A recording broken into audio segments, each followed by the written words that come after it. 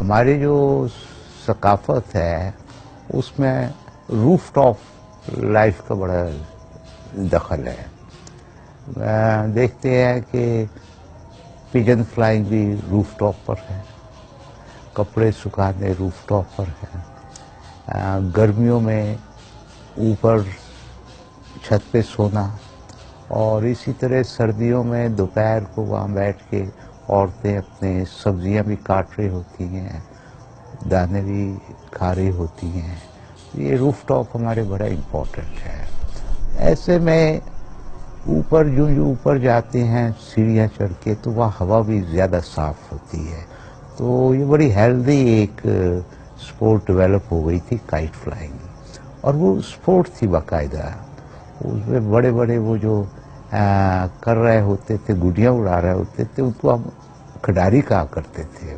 वो साल के साल 15-20 दिन के लिए नज़र आते थे। सर्दियाँ आती थी तो काइट फ्लाइंग शुरू हो जाती थी, और जो ही सर्दियाँ ख़त्म होती थी, पहला दिन जो बाहर का होता है वो बसंत का दिन होता था।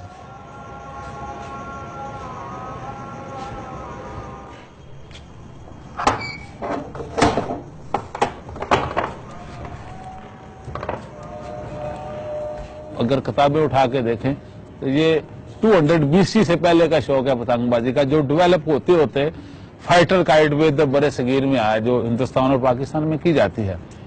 पतंग उड़ाना या पतंगबाजी जिसको बाद में कहने लगे, दरअसल एक खेल है आम आदमी का और सस्ता खेल।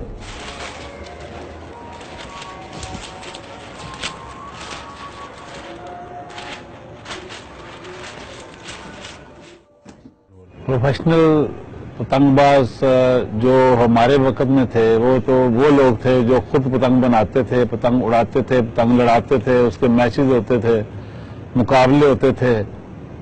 और वो ज़्यादा हम लोग पतंगबाजी अपनी जो है वो मिंटो पार्क जो मीनार पाकिस्तान जहाँ बना हुआ है, तो हम लोग वहाँ अपना सारा कुछ जाके शुगल करते थे। और वो छुट्टी के दिन अक्सर होता था जुम्मे और इतवार को। जो पतंग उड़ाने वाला है वो बिल्कुल बसंत के दिन पतंग उड़ाना भी जो है ना वो अच्छा नहीं समझता, इस वास्ते कि वहां पर इनफरादी मुकाबले होते थे, पता होता था किसकी पतंग है, कौन उड़ा रहा है, कौन बेचा लड़ा रहा है, किसके साथ लड़ा रहा है, और वो पता चलता था। एक दूसरे को अपने हाथ दिखाते थे, अपने दांव दिखाते थे, और फिर काटते भी थे। लेकिन उसमें कोई राइफल बंदूक क्लाशनिकोव नहीं होते थे, ठां ठां गोलियां चले, कुछ नहीं।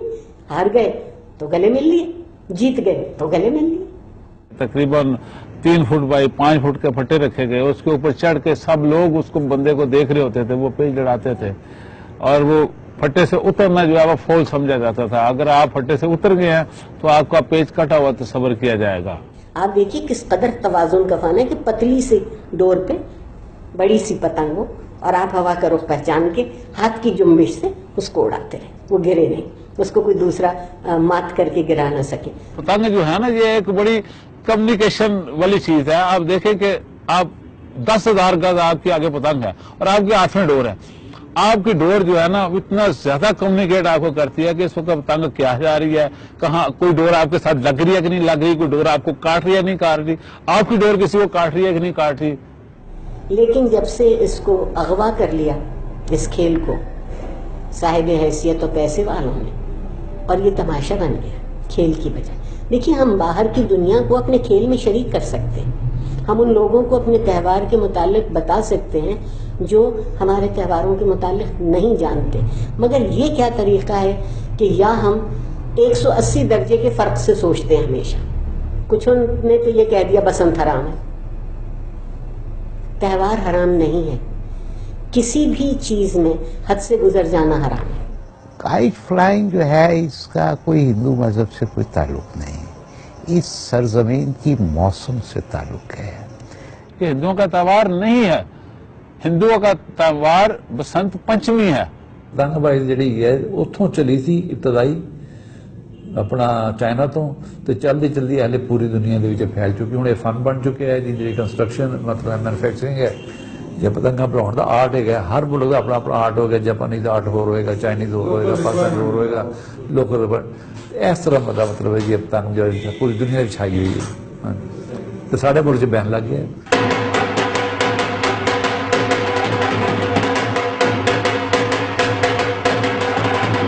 ये गलत है जी। गलत किया नहीं, गलत नहीं।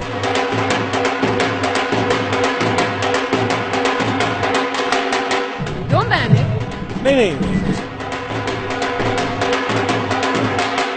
ये बहुत बुरा किया है। It's part of our lives, it's part of the culture of this country, and we just can't do this.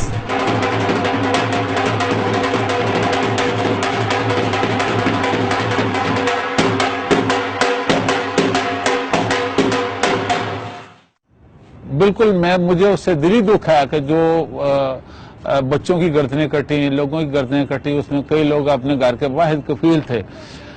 मगर अफसोस इस बात का है कि गवर्नमेंट ने इस बात पर तवज्जो देने के लिए कि इस बात का सबब क्या है, उस बात को खत्म कर दिया।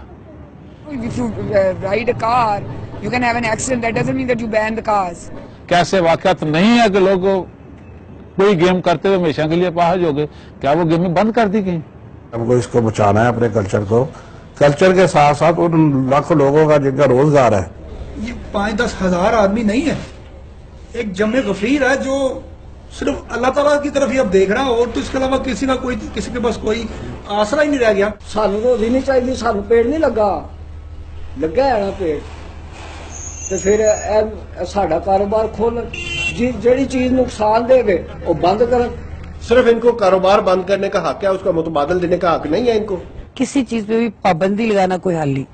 मैं एज ए साइकेट्रिस्ट मैं ये समझती हूँ कि किसी चीज पे भी कोई पाबंदी नहीं लगानी चाहिए। लोगों को लॉजिक से एजुकेट करना चाहिए, और चीजों की अवेलेबिलिटी के साथ लोगों को आप ज्यादा उससे दूर रख सकते हैं। अगर आप जिस चीज पे आप पाबंदी लगा देंगे उसका ज्यादा नेगेटिव साइड ज्यादा सामने आती है।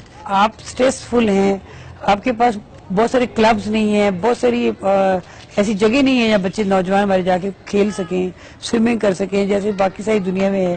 तो अगर वो कोई भी इजीली कोई गेम कर सकते हैं तो उनकी मेंटल हेल्थ, फिजिकल हेल्थ दोनों के लिए बहुत अच्छा है।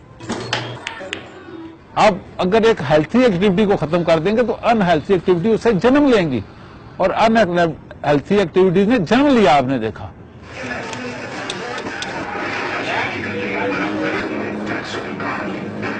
अंदरूनी शहर में ये गेम बहुत खेली जाती है, जहाँ बहुत कंजेस्टेड लोग रह रहे हैं, उनके पास ग्राउंड नहीं है, प्ले ग्राउंड नहीं है, तो घर की छतें तो है ना, तो छतों पे बच्चे एंजॉय कर लेते हैं, इसलिए इसमें कोई हर्ज नहीं है। लेकिन साथ साथ इस बात का भी ख्याल रखने की जरूरत है कि छत के साथ चार दीवारी भी हो।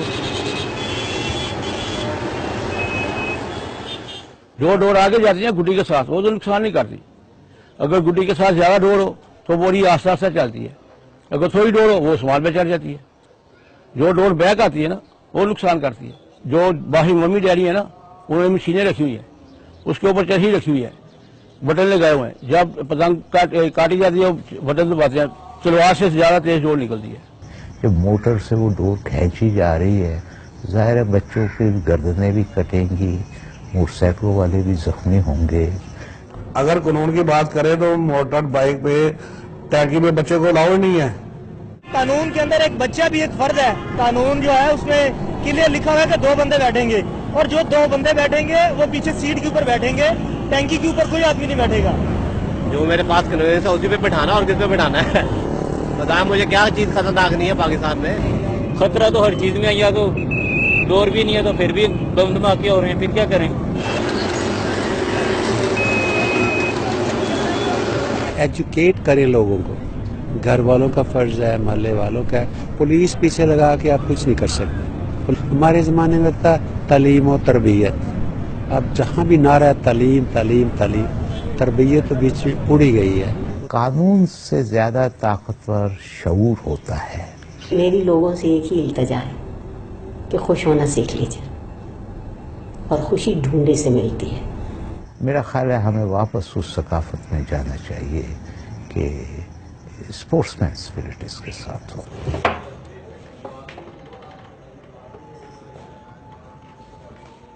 मेरे पास इतने पतंगों का एक कब्रिस्तान बना हुआ है, अंदर कागज का कब्रिस्तान बना हुआ है। डोरों का कब्रिस्तान बना हुआ है अंदर।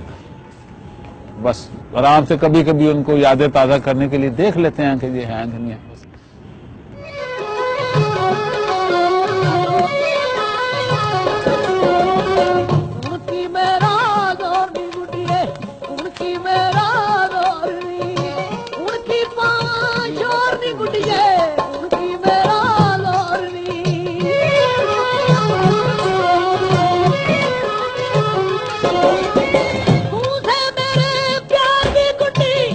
आसमाना